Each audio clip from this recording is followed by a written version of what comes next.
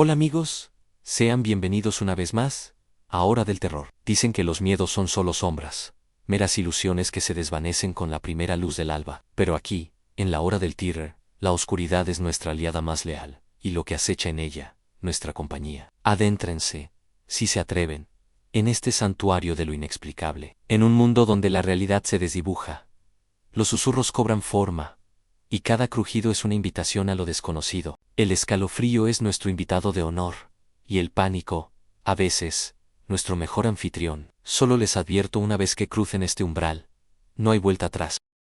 Historia 1. El eco salente de la casona vieja de José Cepaz, provincia de Buenos Aires. El viento cortante de una noche invernal en José Cepaz se ensañaba con las figuras encorvadas de Ricardo y Sonia. Llevaban semanas buscando un refugio más allá de la fría intemperie, sus cuerpos debilitados por la constante lucha contra el hambre y el desamparo. Fue entonces cuando la vieron, antigua casona señorial, oculta tras un muro en ruinas y un portón oxidado. Sus ventanas, ojos negros y vacíos, parecían invitarlos a su interior. Mira, Sonia, no parece haber nadie. Podemos pasar la noche ahí, susurró Ricardo con voz ronca, la esperanza brillando débilmente en sus ojos hundidos. A pesar del aspecto lúgubre, la desesperación fue un motor más potente que el miedo. Escalaron el maltrecho muro, el crujido de sus botas sobre el pasto seco, rompiendo el silencio sepulcral del lugar. Una extraña bruma, densa y fría, comenzaba a alzarse del suelo, envolviéndolos como un sudario. Al forzar la puerta de madera carcomida, un aliento gélido los golpeó, transportando el hedor a moho y a algo indefiniblemente putrefacto. El interior era un mausoleo de sombras,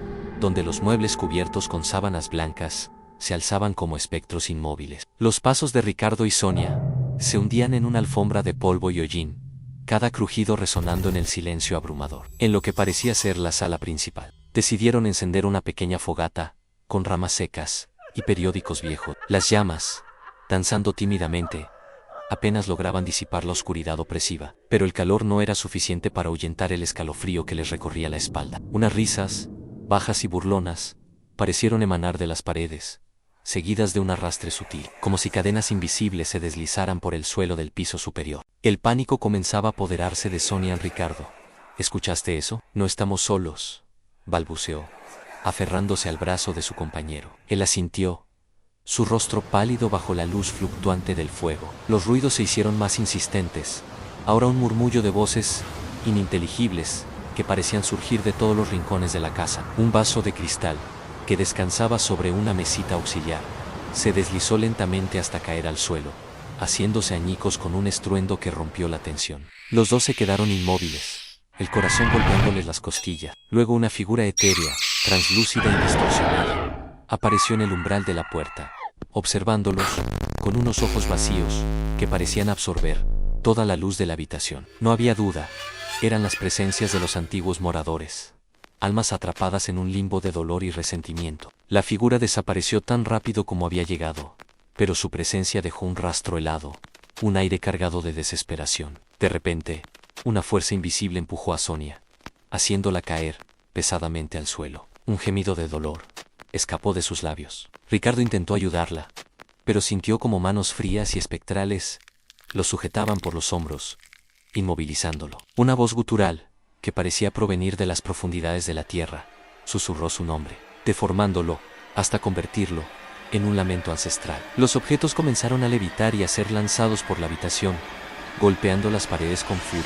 Un retrato familiar se estrelló contra la chimenea, la imagen de un hombre sonriente hecha añicos, como si la felicidad fuera algo prohibido en ese lugar maldito. El miedo más primitivo los invadió, la certeza de que habían irrumpido en un territorio que no les pertenecía. Intentaron escapar, pero la puerta principal se cerró de golpe, como si una barrera invisible les impidiera la salida. Las figuras etéreas comenzaron a materializarse en mayor número, sus rostros desfigurados por el sufrimiento y la rabia. Eran los dueños originales, asesinados cruelmente, y las almas en pena de otros vagabundos que, como ellos, buscaron refugio y encontraron su final.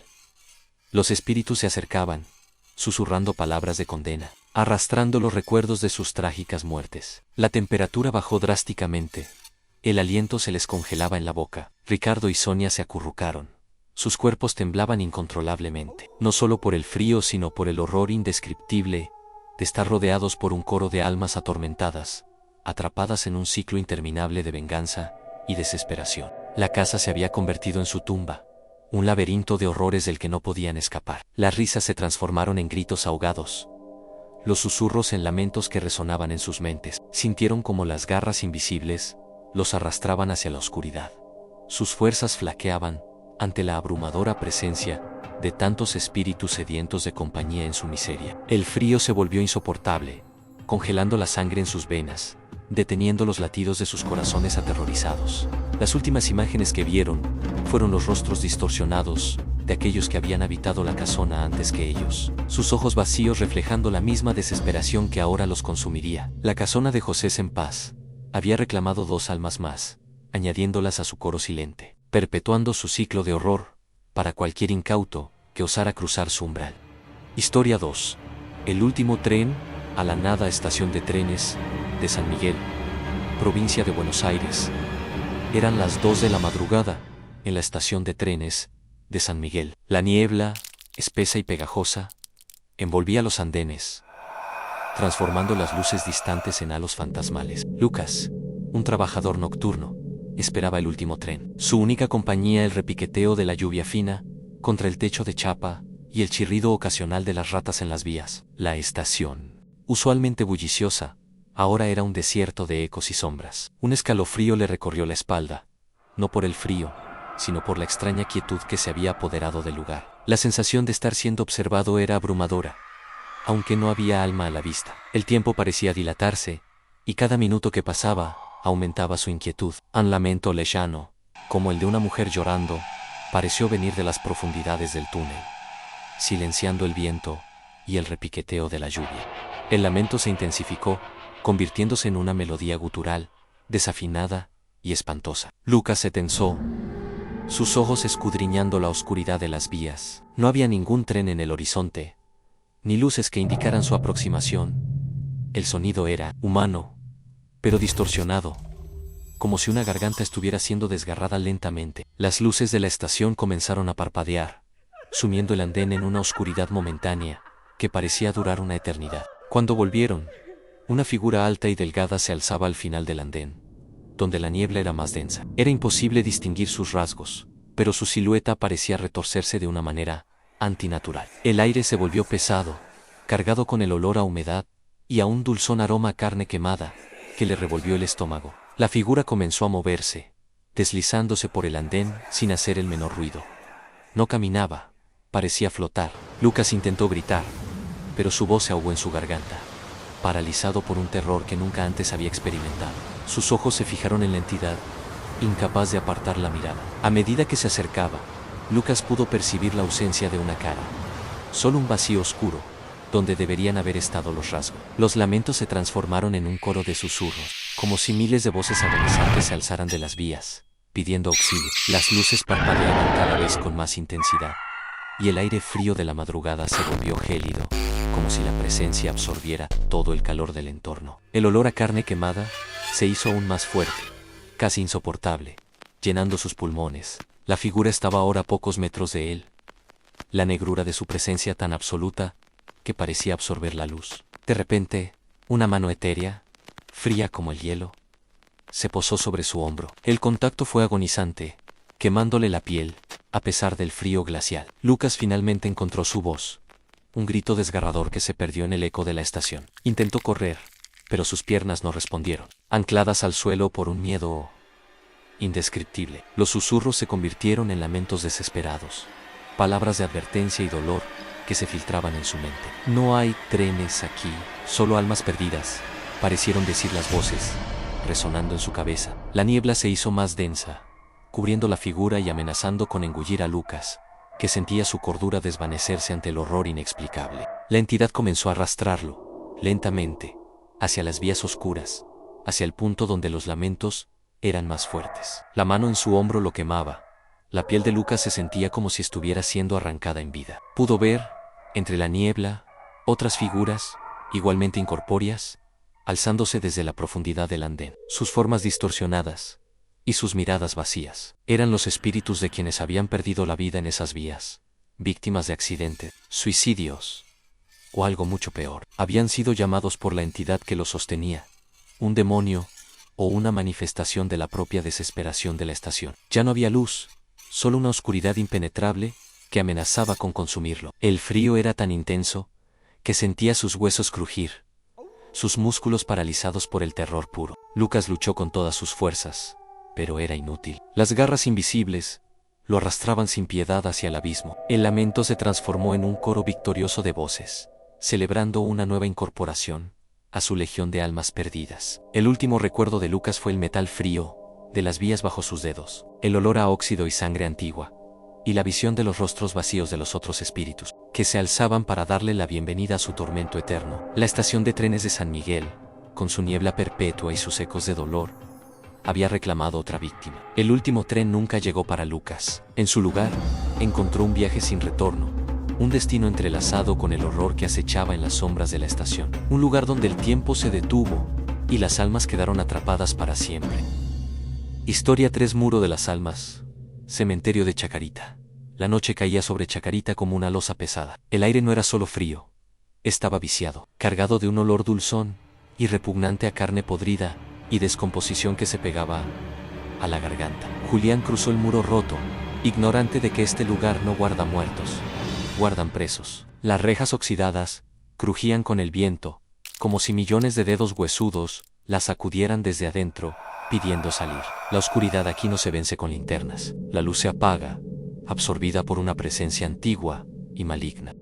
Caminó entre tumbas hundidas, muchas partidas en dos, con los ataúdes podridos y expuestos a la vista. De los agujeros salían raíces gruesas, negras y retorcidas, que parecían venas de la tierra, alimentándose de lo que hay abajo. Escuchó un sonido húmedo constante, chaf, chaf, como pasos sobre lodo espeso, pero no había nadie. Los nombres grabados en las lápidas parecían moverse, las letras retorcerse en inscripciones que decían: ven, ayúdanos, tuyo es el final. Un grito ahogado sonó muy cerca, pero no venía del aire, venía de debajo de sus pies. Llegó a la sección de los panteones abandonados, donde el mármol está manchado de una sustancia oscura y pegajosa que gotea desde las grietas. Las estatuas de santos y vírgenes, antes hermosas, ahora tenían rostros deformados, anojos vacíos y profundos, bocas abiertas en gritos eternos, manos talladas con dedos demasiado largos y afilados. Una estatua de Cristo, con la cabeza inclinada, parecía mirarlo fijamente. Julián vio, horrorizado, que por sus heridas no salía agua ni sangre, salían gusanos vivos, cayendo uno a uno sobre el pasto seco. Quiso correr, pero sus zapatos se hundieron en la tierra blanda, que ahora era un barro negro y frío. Al agacharse para liberarse, vio algo aterrador. No era barro, era una mezcla de tierra, cabellos largos y húmedos, y trozos de tela antigua podrida.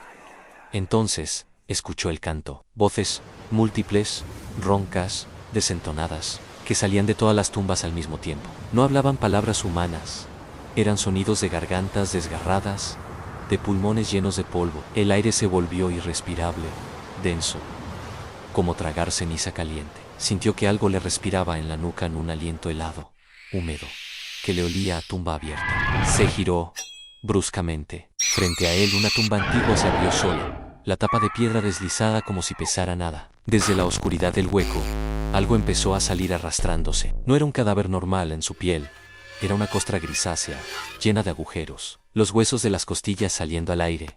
Los ojos eran dos llagas supurantes, que brillaban con luz propia y roja. Se arrastraba usando solo las uñas, largas y negras, que hacían un ruido chirriante y espantoso al raspar la piedra. Sus labios, podridos y ausentes, dejaban ver dientes podridos y rotos, mientras susurraba: calor, necesito tu calor. Más tumbas empezaron a abrirse alrededor en docenas, cientos. De cada una salían formas horribles, cuerpos destrozados por la muerte, caras desfiguradas por enfermedades o accidentes, algunos sin mandíbula, otros con las manos y pies vueltos hacia atrás. No caminaban, se deslizaban por el suelo, trepaban por las lápidas como insectos asquerosos. El hedor era insoportable. Julián sentía que iba a vomitar sus propios pulmones. Intentó gritar, pero de su boca Solo salió un gemido ahogado, porque la niebla espesa le había entrado por la garganta, llenándole el pecho de frío intenso y doloroso, como si le estuvieran congelando la sangre. Lo rodearon. Lo rodearon. No lo tocaban todavía. Solo lo miraban con lo que les quedaba de rostro. Entre ellos se abrió paso una figura imponente, vestida con un traje de terciopelo negro, hecho jirones, arrastrando cadenas oxidadas que raspaban el suelo y dejaban marcas de fuego. Su cabeza era una calavera perfecta, pero entre los dientes retorcía un trozo de carne humana fresca, que todavía goteaba. Era el guardián de Chacarita, el que nunca muere, el que se alimenta de los que entran sin permiso. Su voz no sonaba, vibraba dentro de los huesos de Juliana. Aquí no se descansa, aquí se sufre. Eso es lo que olvidan todos. Las manos podridas empezaron a tocarlo. No era un roce suave, en sus dedos eran duros, afilados, como madera seca y vidrio roto. Le rasgaron la ropa, le marcaron la piel, dejando quemaduras frías al contacto. Julián sentía cómo le absorbían el calor, la vida, la memoria. Vio cómo el suelo cambiaba. La tierra se abría en grietas profundas, donde se veían montañas de huesos mezclados con ropa y restos de personas que habían desaparecido en este cementerio en siglos pasados. Escuchó los lamentos de almas atrapadas en las paredes, que gritaban pidiendo ayuda, sabiendo que él correría su misma suerte. El guardián se acercó más a Julián. Vio que debajo de su traje no había cuerpo, solo sombra negra y viva, que se movía como serpientes. Lo tomó del brazo. Donde lo tocó, la carne se puso negra y seca al instante, como si se hubiera convertido en polvo. Te equivocaste al venir. En Chacarita, las puertas se abren para entrar, pero nunca para salir. Lo levantó en el aire, como si fuera una pluma. Julián vio todo el cementerio bajo él, a un mar de sombras, tumbas abiertas y millones de ojos rojos, brillando en la oscuridad, esperando su turno. El dolor que sintió no fue físico, fue el dolor del alma, siendo arrancada y desgarrada lentamente. Lo lanzaron al interior de un panteón profundo y húmedo, cerrando la pesada puerta de hierro tras él con un golpe que retumbó en toda la ciudad. Allí abajo, en la oscuridad absoluta, no hay tiempo, solo hay frío, hambre y la compañía de lo que ya no es humano. A la mañana siguiente, los vecinos cercanos escucharon gritos desgarradores que venían del cementerio, gritos que duraron horas, hasta que se apagaron de golpe. Si pasas por Chacarita de noche y te detienes en silencio, escucharás su voz, igual que escucharás la mía, y la de todos los que fuimos atrapados. No entres, por favor, no entres. Historia 4. El demonio del subte. El subte de Buenos Aires, con sus túneles que se extienden como venas bajo la ciudad, es un universo propio, subterráneo y vibrante. Pero en sus profundidades, entre el traqueteo de los vagones y el ir y venir de miles de almas, se esconde una leyenda urbana. Un relato que se susurra entre los empleados más antiguos y los pasajeros nocturnos, la historia del demonio del subte, una entidad maligna que acecha en las estaciones más solitarias y en los trenes de último recorrido. Pablo, un joven estudiante que trabajaba hasta tarde y solía tomar el último tren de la línea A, siempre se había burlado de esas historias. Para él, el subte era solo un medio de transporte, ruidoso y a veces claustrofóbico, pero inofensivo. Hasta esa noche, era un viernes, ya pasada la medianoche. El andén de la estación Perú estaba desierto. El eco de sus propios pasos era la única compañía. El tren llegó vacío. Las luces de los vagones parpadeaban. Tenuemente subió al penúltimo vagón. Estaba completamente solo. El tren arrancó con un chirrido metálico. De repente, las luces del vagón comenzaron a parpadear con más intensidad, como si estuvieran a punto de apagarse. Un frío glacial invadió el vagón, a pesar de que el aire acondicionado estaba apagado. Pablo se encogió en su asiento, sintiendo una opresión en el pecho, una sensación de estar siendo observado, invisible. Entonces, escuchó una respiración pesada, gutural, que parecía provenir del asiento frente a él. Él levantó la vista, y en la oscuridad del vagón, entre los parpadeos de las luces, vio una silueta. Era grande, desproporcionada, sentada justo frente a él. Su corazón dio un vuelco. No había nadie más en el vagón cuando subió. ¿Cómo era posible? La figura no se movía, permanecía inmóvil, como una estatua de sombra. Pablo intentó convencerse de que era solo su imaginación, el cansancio. Cerró los ojos con fuerza, deseando que al abrirlos, la figura hubiera desaparecido. Pero al abrirlos, el horror lo golpeó con una fuerza brutal. La silueta se había acercado. Estaba inclinada hacia él, y en la oscuridad, 2 puntos rojos brillantes lo miraban fijamente. No eran ojos humanos, eran brasas ardientes de maldad. Un gruñido bajo, ronco, resonó en el vagón.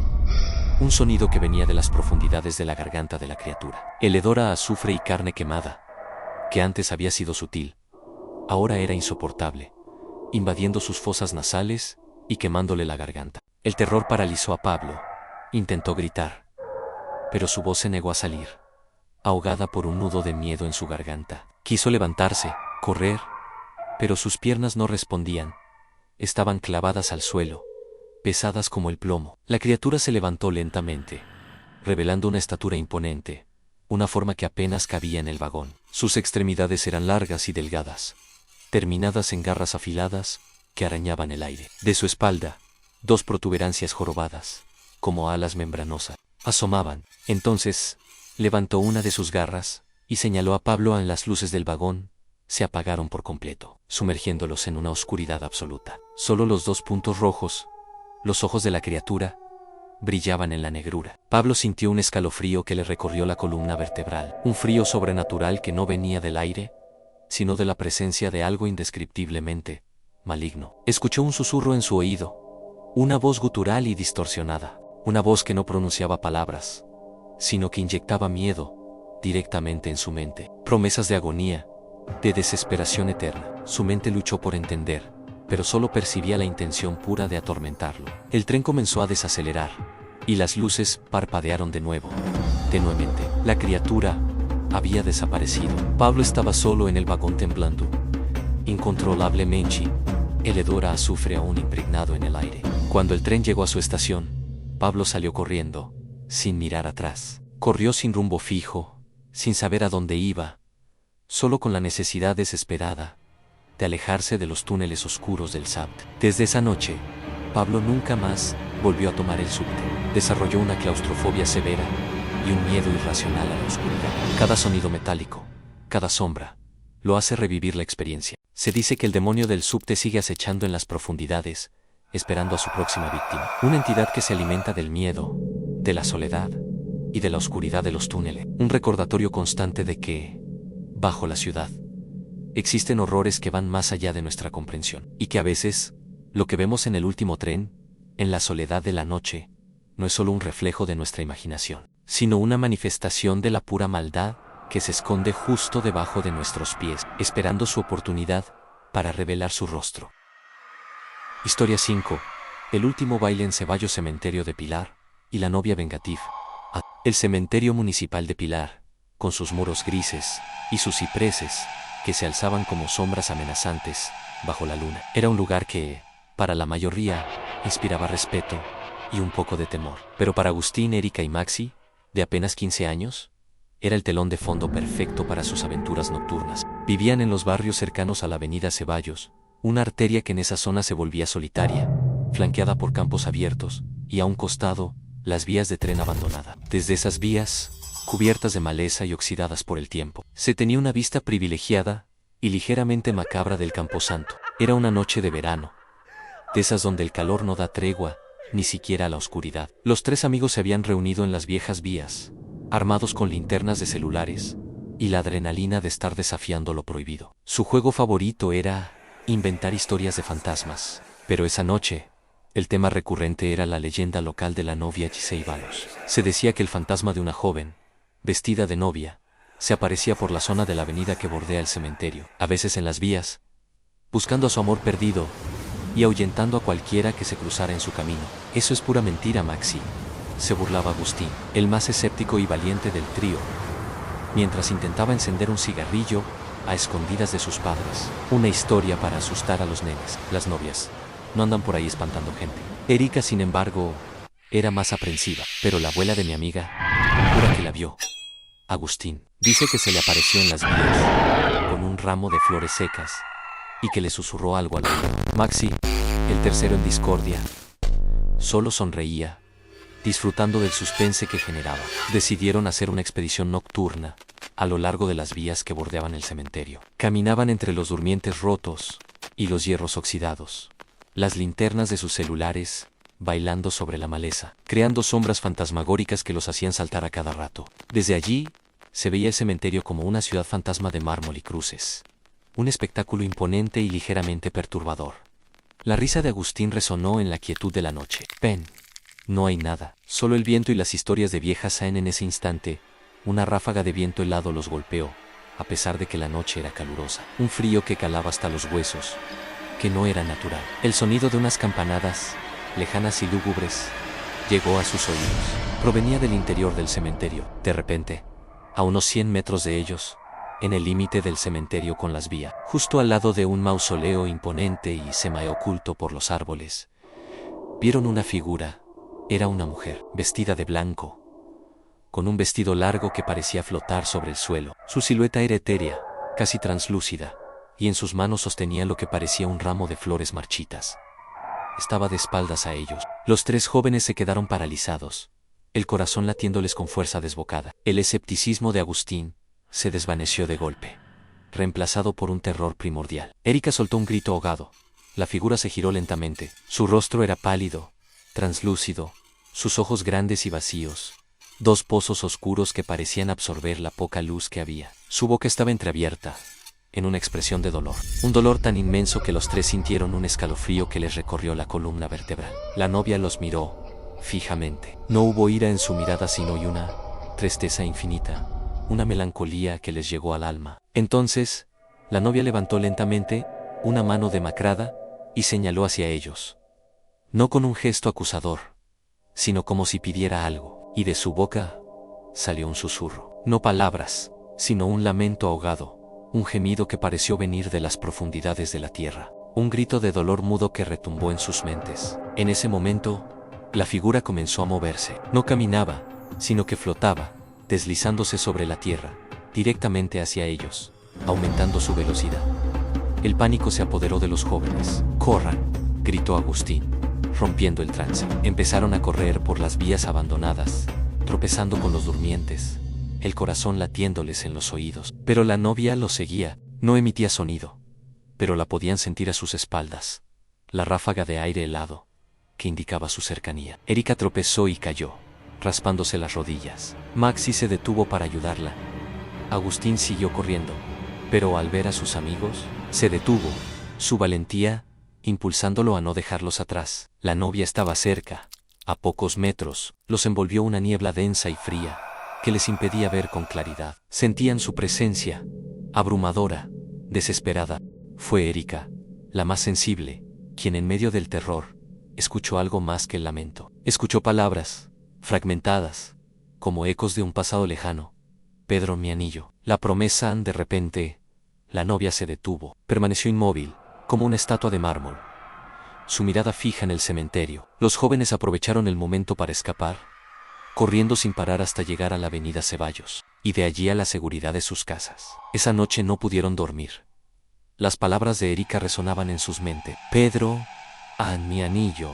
La promesa. Al día siguiente, con la luz del sol, el miedo disminuyó, pero la curiosidad y la necesidad de entender lo que habían vivido los empujó. Fueron a la biblioteca del pueblo, buscando en los archivos antiguos, en los periódicos de décadas pasadas, la historia de Elena y Pedro. Elena era la hija de un hacendado de la zona. Se iba a casar con Pedro, un peón humilde.